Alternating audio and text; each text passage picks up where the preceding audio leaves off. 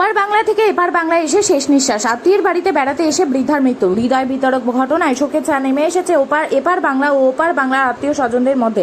বাংলাদেশ থেকে আত্মীয়ের বাড়িতে বেড়াতে এসে রায়গঞ্জে চিকিৎসাধীন অবস্থায় মৃত্যু হলো এক বৃদ্ধের। ওপার বাংলা থেকে এপার বাংলায় এসে তার শেষ দিনটি এভাবে কাটবে তা কখনো ভাবতে পারেনি পরিবারের সদস্যরা। মৃতের নাম এসকে হাফিজউদ্দিন আহমেদ, বয়স 86 বছর। তিনি বাংলাদেশের দিনাজপুর জেলার কালীতলা কুতুবলী গ্রামের বাসিন্দা।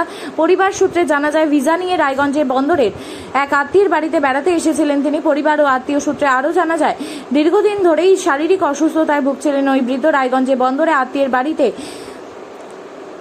থাকাকালীন হঠাৎ তার শারীরিক অবস্থার অবনতি হয়। এরপর তাকে চিকিৎসার জন্য হাসপাতালে ভর্তি করা হয়। সেখানে চিকিৎসাধীন অবস্থায় তার মৃত্যু হয়। মৃত্যুর খবর পরিবারের সদস্য এবং আত্মীয় স্বজনদের কাছে পৌঁছতে এপার বাংলা ও ওপার বাংলায় নেমে আসে শোকের ছায়া। আত্মীয়ের বাড়িতে আনন্দের সঙ্গে বেড়াতে আসা বৃদ্ধের এভাবে চলে যাওয়ায় ঘটনায় শোকস্তব্ধ তার পরিজনেরা। দাদা, আপনার নাম? আমার নাম সাইনুল আলম। হাসপাতালে মর্গে এলেন কি কারণে? মর্গে আমার জ্যাঠা বাংলাদেশ থেকে এখানে আসে। হঠাৎ করে গতকালকে অসুস্থ হয়ে যায়। অসুস্থ হওয়ার দরুন হসপিটালে নিয়ে আসি।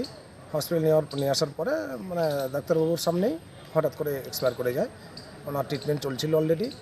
হার্টের অসুখ ছিল, হার্টে প্রেসমেকারও বসানো রয়েছে, পাশাপাশি কিডনিরও সমস্যা ছিল।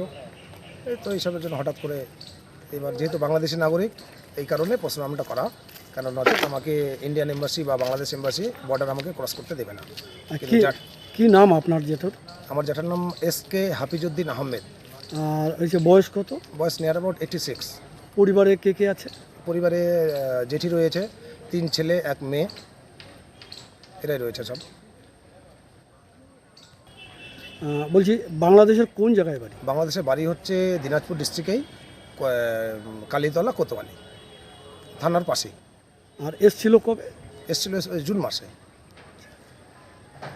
আর হাসপাতালে ভর্তি হয়েছিল কবে? ভর্তি গতকাল বিকেল 4:30 নাগাদ। আর কখন মারা গেছে? ওই আধা ঘন্টা 1 ঘন্টা পরে, 1 ঘন্টার মধ্যেই, মানে ট্রিটমেন্ট চলাকালীনই।